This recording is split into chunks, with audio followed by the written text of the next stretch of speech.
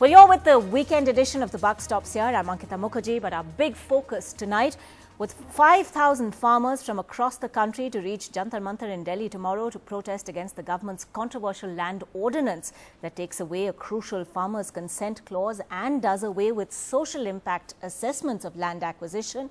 Anna Hazare will be spearheading protests. But that's not the government's only concern. With opposition parties also coming together on the issue, the stage is all set for a stormy budget session of Parliament beginning tomorrow. As the government hopes for consensus on key reform bills, will the land row now play spoilsport?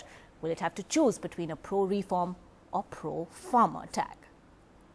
Today morning, I called on the Congress President, Srimati Sonia ji.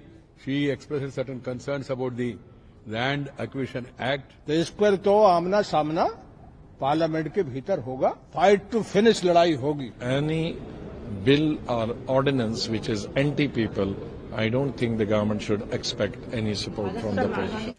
Modi government will present its first full budget 6 days from now. So the government tried reaching out to the opposition to ensure smooth passage for its financial bills. But the biggest obstacle, the land acquisition ordinance. The scrapping of the social impact assessment and consent of 70% landowners before acquiring agricultural land is being seen as anti-farmer. Top BJP leaders met on Saturday to discuss possible amendments to accommodate farmers' interests. After farmer leaders, including BJP's own, met party president Amit Shah to convey their apprehensions. ये सरकार जो कहती है घर वापसी, जमीन वापसी पर विश्वास नहीं रखती। Under pressure, the government says they are ready to discuss any suggestion. We have no problem in discussing every issue, each issue. If there is an agreement, we will act upon that. Otherwise, there is a democratic procedure that has to be followed by the House. Apart from the land acquisition ordinance, the other crucial ordinance government needs the opposition to be on board is the one hiking FDI cap in the insurance sector. The Congress in principle supports higher FDI in the insurance sector but is unwilling to commit its position in public. The Prime Minister said, country and people are keenly watching proceedings in both the houses during the budget session, because they feel it's very important. For the government, the priority would be to ensure a smooth passage for the rail budget and the general budget first, even as it gets ready to face a united opposition on other contentious ordinances. In New Delhi, Sandeep Phukan, NDTV.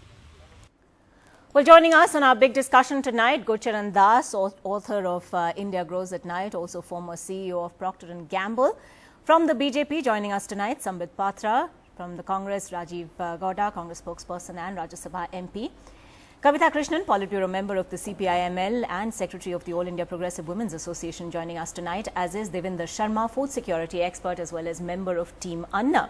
But Gurcharan Das, let me begin with you. Is this going to be a massive tightrope walk for the government now? On the one hand, opposition parties obviously coming together on the land issue, casting a shadow on what's obviously going to be a make or break budget session where it's going to hope to deliver on some of those Achhe Din promises.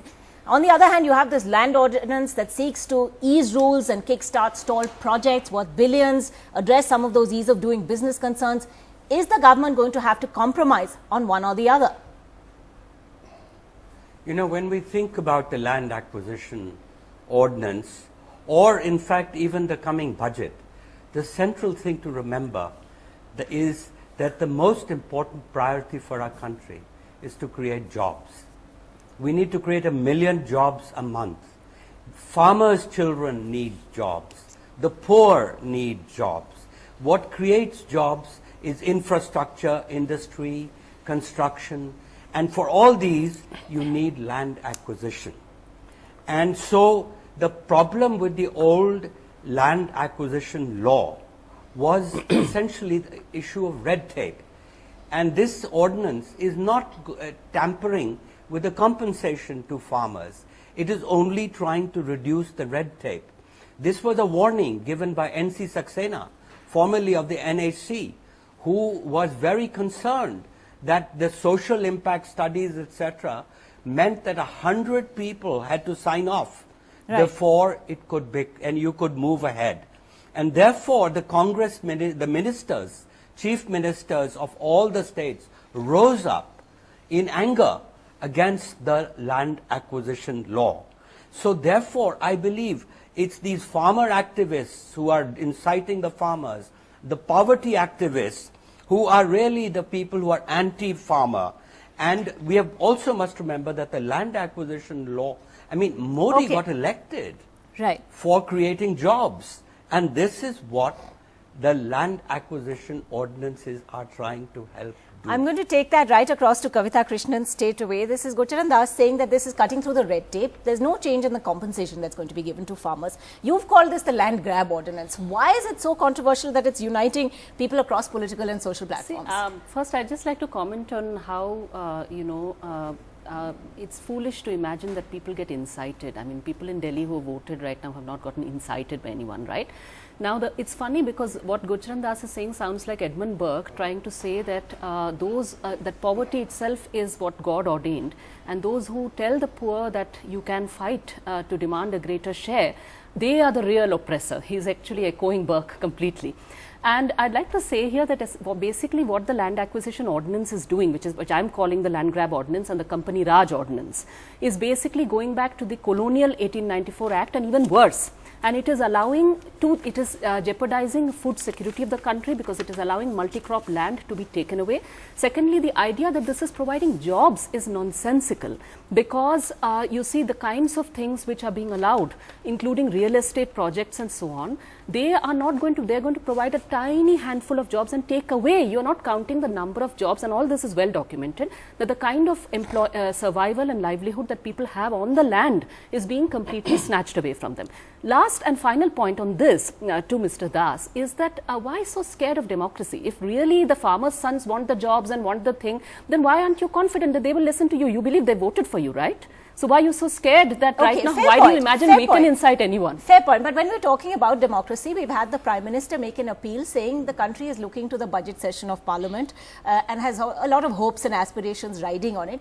Do you think that appeal is actually going to make any difference at all going ahead, or are you anticipating a very stormy budget session? Sambit Pal. No, if the Prime Minister has made an appeal, it would be in the civility of the parliamentarians to heed to the Prime Minister's appeal. It is, after all, he is not the Prime Minister of only BJP, he is the Prime Minister of the country. And the Prime Minister, as Kavita was saying, has been voted to be the Prime Minister. That means people have had faith that Mr. Modi would take the country forward. So, since Mr. Modi is making an appeal, I believe my friend Mr. Gowda would also agree to it, that participatory democracy and participatory cooperation would surely prevail. But as far as this particular topic is concerned, well, before we the debate started, I was listening to you, and you set the tone of the debate by saying, would it be pro-reforms or would it be pro-farmers? And I would say that anything that is pro-reforms is not anti-poor. Pro-reform is pro-poor, it is not anti.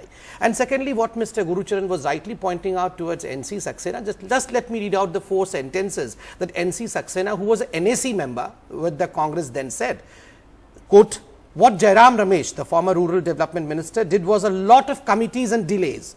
What he did was acquire 1 acre of land. The file needs to go through 300 hands and 5 years time. So it was anti-industry and anti-farmer. It was both anti-industry and anti-farmer. What this government has done is ease the procedure and made it easier. Okay, so we get the same point about red tape. But Rajiv Gowda, there's a lot of talk here about participatory democracy and the Prime Minister making that appeal. The government actually reaching out with a very unusual gesture today, with the Parliamentary Affairs Minister also actually meeting the Congress President. Does the Congress not set any store by the government's assurance that it will address fears on land ordinance?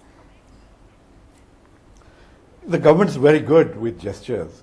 Let me point out that in this democracy, we have 2 houses of parliament, and the members of parliament need to debate and discuss these kinds of issues. And if the government pays heed to democracy, then it will take into account the viewpoints of multiple perspectives that are there in parliament. They will come forward and say, okay, we may have promulgated this ordinance. Well, these are the points that you're concerned about. We're going to get rid of them. Let's go ahead and tweak the law and do it in such a manner that some of our concerns are addressed, some of your concerns are addressed also. And that is something that is entirely possible.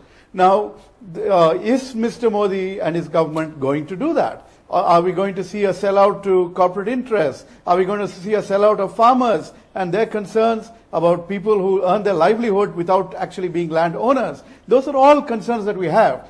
Before the law was passed in 2013, the Congress reached out to the opposition, worked out a consensus on this issue, and it took a lot of work to make this, to create a new law, which is not a land acquisition law, but a fair compensation and rehabilitation, etc. kind of law, which ensures that growth and development go hand in hand with fairness and justice to those who are losing their lands and livelihood in the cause of development. So that is really the purpose of this kind of law. It has been set back by the ordinance, and we need to work out a solution that restores that balance which the UPA had brought into the government, into the act itself.